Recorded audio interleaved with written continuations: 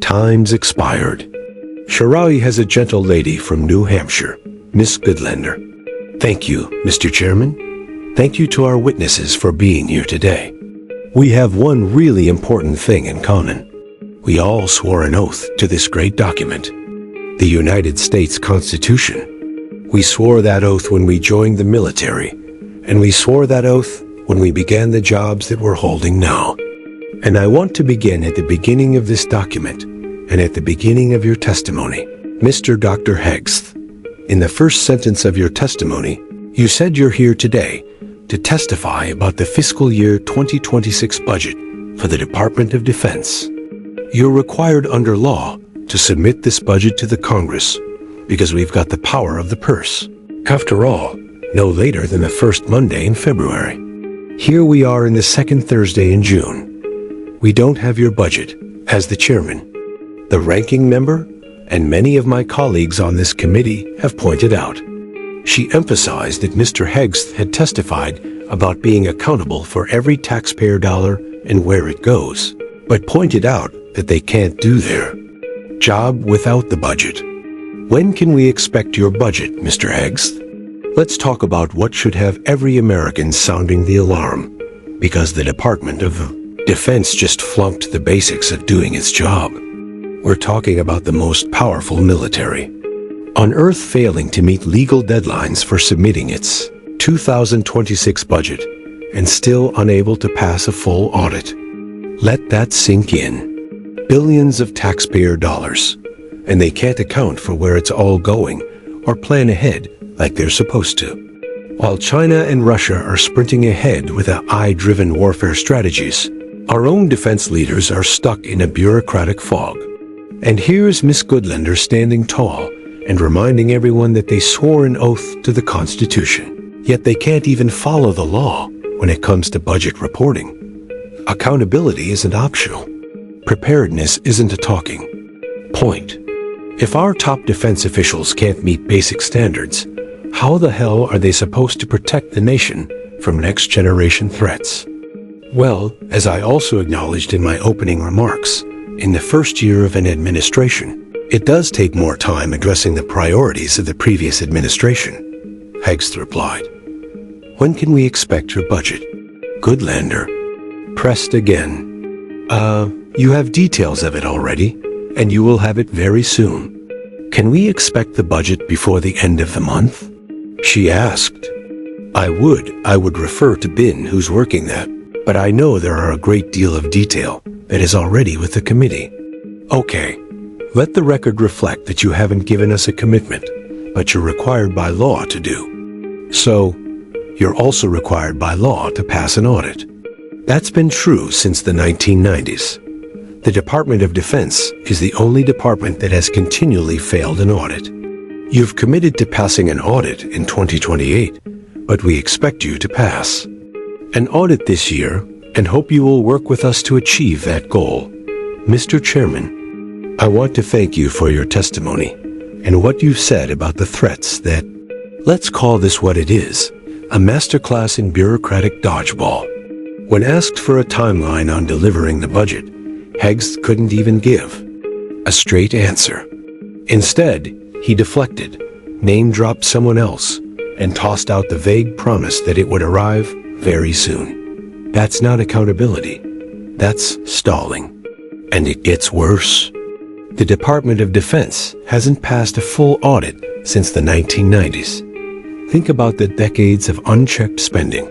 And now they're patting themselves on the back for aiming to get their act together by 2028. That's not a plan. That's a cop-out.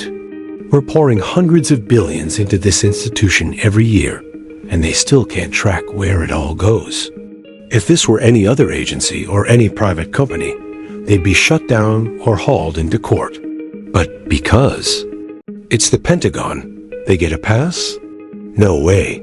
We face threats from China, Russia, and Iran, Goodlander continued. And I want to ask briefly questions about each.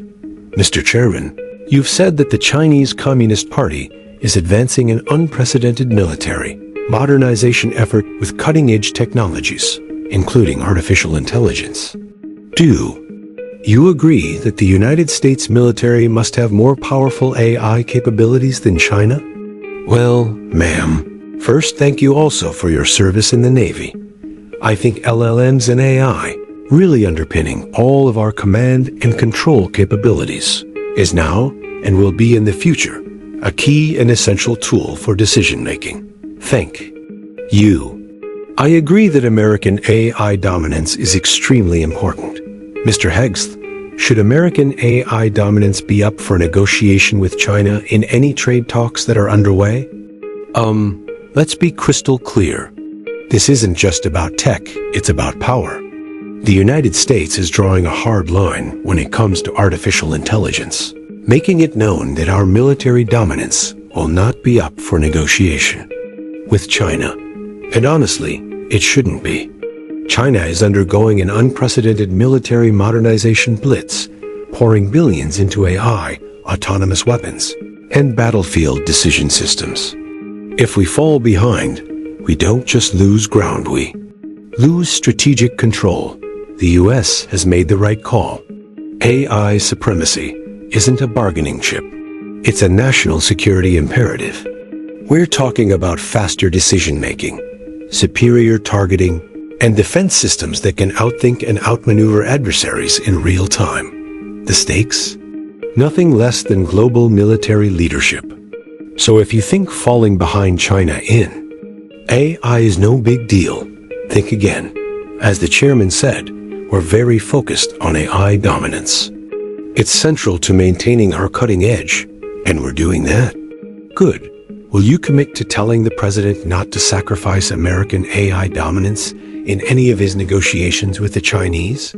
The president is not surrendering any of our dominance to the Chinese.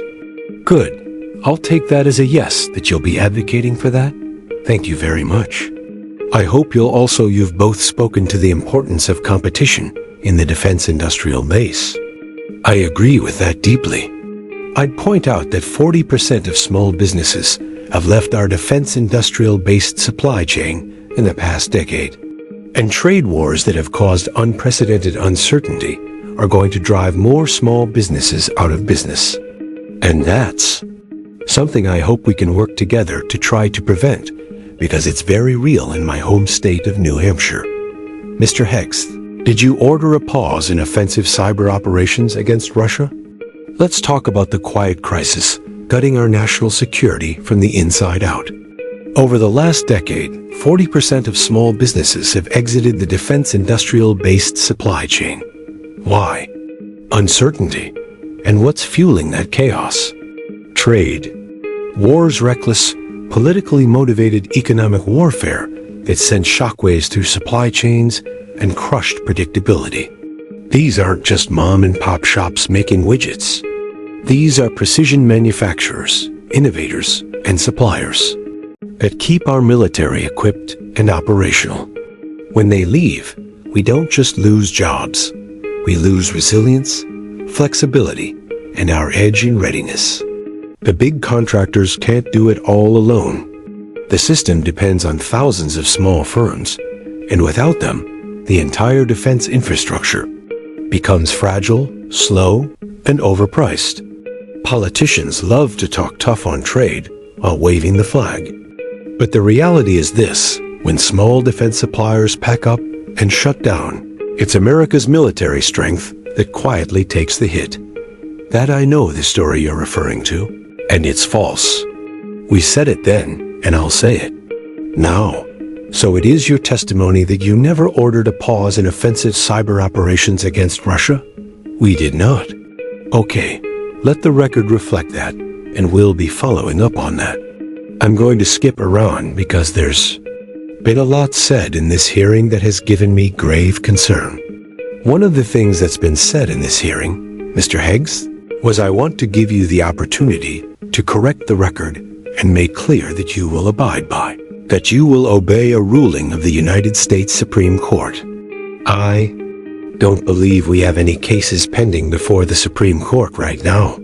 I want to ask you, will you abide by a ruling by a decision of the United States Supreme Court if it is issued and you're asked to do so? What I've said, and I'll repeat, is that district courts should not set the policy of foreign policy of the United States of America. Mr. Hegseth, this is a fundamental principle of the United States Constitution. Gentle ladies, time has expired. Chair now recognizes gentlemen. Here's the situation, and it's loaded with implications. A top U.S. official just denied issuing a pause in offensive cyber operations against Russia, a claim that, if true, would be alarming, given the current geopolitical climate. With Russian cyber aggression ramping up, any slowdown on our end would look like strategic surrender. The denial might seem reassuring on the surface, but it also raises serious questions about who's actually calling the shots in U.S. cyber strategy, and whether there is internal disagreement within the national security apparatus.